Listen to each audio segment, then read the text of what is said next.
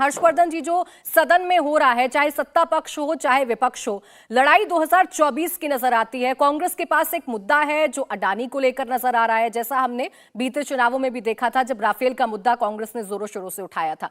इसके क्या मायने हम निकालेंगे? ये किसके बीच में लड़ाई आप देख रहे हैं फिलहाल?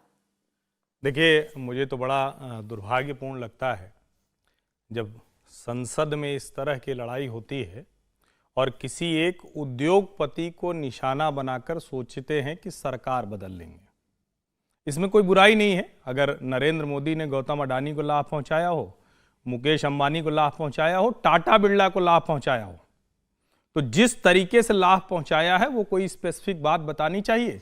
जैसे 2011 में इसी सदन में हल्ला हंगामा हुआ था और तेल की कीमतें एक कंपनी के पक्ष में कर देने के लिए, और उस वक्त जो चर्चा थी, मैं तो कहूंगा कि कांग्रेसी भी निकाल के सुने, भाजपाई भी निकाल के सुने। मुरली मनोहर जोशी और सीताराम येचुरी ने उस विषय पर अपना पक्ष रखा था, बहुत सलीके से बात रखी थी। उसका सरकार सदन में जवाब नहीं दे पाई थी तेल की कीमतें तय करने के मसले को लेकर। फ्रीडम ऐप से सीखकर क्या आपने मशरूम खेती शुरू की है क्या? अगर ऐसा है तो 1 करोड़ फ्रीडम ऐप के जो ग्राहक हैं उनको बिना किसी खर्चे के आप इसे बेच सकते हैं। अभी क्या कोई एक मसला है? भाषण अलग चीज है। संसद में भाषण नहीं दिया जाता है कि आप चुनावी रैली में भाषण कर रहे हैं कि तेल दे दिया, पोर्ट दे दिया, हवाई जहाज दे दिया, रोड दे दिया। अरे ये भाषण नहीं है भाई।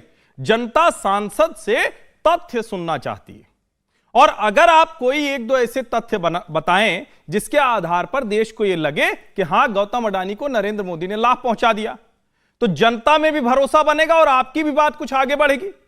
आज जो सर्वोच्च न्यायालय के सामने सरकार ने माना है उसको पहले समझ लेना चाहिए।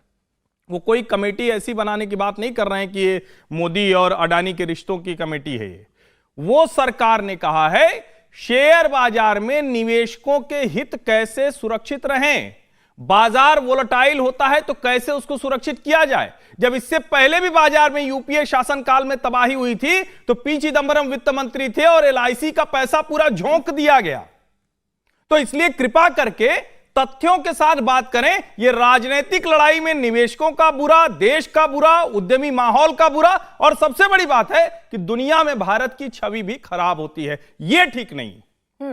सुरेंद्र जी, बार बार सवाल आपके तथ्यों को लेकर है। सुधांशु जी भी तथ्यों की बात कर रहे थे, इस बात पर कोई आपत्ति नहीं। आप विपक्ष में हैं, आपका अधिकार है, आप सरकार से सवाल पूछिए, लेकिन जब आप सदन में बोल रहे हैं तो ये तो चेक करिएगा ना सर कि ये फैक्चुअली करेक्ट है या नहीं, इसमें कितना सत्य है और कितना झूठ है। देखिए, हर्षवर्धन जी की अपनी एक लीनिएज है, एक प्रख्यात पत्रकार है, लेकिन राइट विंगर है। इन्हें सरकार को बचाना है, भाजपा को बचाना है, इनकी अपनी मजबूरियां हो सकती हैं।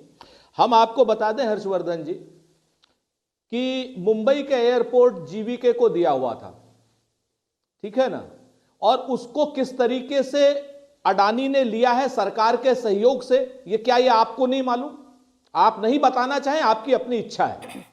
इसमें हम आपके ऊपर दबाव नहीं डाल सकते, ठीक है ना। बीच में नहीं बोलेंगे, बाद में बताएंगे। क्या ये अपने आप में सत्य नहीं है कि जी, क्या अपने आप में ये सत्य नहीं है कि 609 नंबर का उद्योगपति था और 2022 में आकर के वो दुनिया का सेकंड नंबर का उद्योगपति हो गया। 51,000 करोड़ की मार्केट कैप थी, 21 लाख करोड़ की हो गई। क्या ये अपने आप में सच नहीं है कि उसका इनकम टैक्स उसी अनुपात में बढ़ा या घटा? आज की डेट में अगर वो हिंदुस्तान का सबसे ज्यादा इनकम टैक्स देने वाला उद्योगपति हो, तो क्या अपने आप में सत्य नहीं है कि 70,000 रुपए का इन्वेस्ट इन्होंने उत्तर प्रदेश में करने की बात की थी और 30,000 एम्प्लॉय की बात करी थी? आज की डेट में गौतम अडानी की कंपनी के पास सिर्फ 23,000 एम्प्लॉय हैं। क्या ये अपने आप में सत्य नहीं है कि जितने पोर्ट्स को उनको दिया गया, जितने उनको सारी चीजों को दिया गया है, उसमें जिस तरीके के टेंडर की आवश्यकता थी? देखिए, अगर आप सदन में बोल रहे हैं और आप फोटो लेकर जा रहे हैं तो फोटो वो भी दिखाइए। जब राजस्थान में रेड कारपेट बिछाकर स्वागत किया गया था अडानी का, वो फोटो भी दिखा दीजिए ना। सेलेक्टिवनेस नहीं चलेगी। मैं आ रही हूँ त्रिवेदी जी, आप हम दिखाने के लिए तैयार, हम दिखाने के लिए तैयार। गंभीर बहस है। सुरेंद्र राजपूत जी ने एक मिनट सुन लीजिए सुरेंद्र जी, जवाब दे दीजिए। सुरेंद्र जी, अब मुझे बोल लेने दीजिए। आपने कहा आपको नहीं पता है कैसे जीवीके ने दे दिया। अरे हमको तो पता है, बोलने दे रही है। मैं आर्थिक पत्रकार हूं और मैं तो जानता हूं कि बिडिंग हुई थी, लोवेस्ट बिडिंग के आधार पर देश के जिन एयरपोर्ट का काम मिला वो उसका काम अडानी को मिला हुआ है। फ्रीडम ऐप से सीखकर क्या आपने मशरूम खेती शुरू की है क्या? अगर ऐसा है तो 1 करोड़ फ्रीडम ऐप के जो ग्राहक हैं उनको बिना किसी खर्चे के आप इसे बेच सकते हैं। क्या देश में कोई और कंपनी नहीं है जिसने बिडिंग के आधार पर एयरपोर्ट मेंटेनेंस का काम लिया हो? दूसरी जो बड़ी बात है कि जिसका सीधा सीधा संबंध कांग्रेस पार्टी से, अगर सचमुच गौतम अडानी इतना खराब काम कर रहे हैं, छत्तीसगढ़ में, पंजाब में, राजस्थान में संत हो जाते हैं वो, और भाजपा शासित राज्यों में लुटेरे हो जाते हैं, फिर आप बीच में आ गए। यही सुरेंद्र जी, ये दिक्कत, मैं चुप हो जाता हूं, आप बोल लीजिए।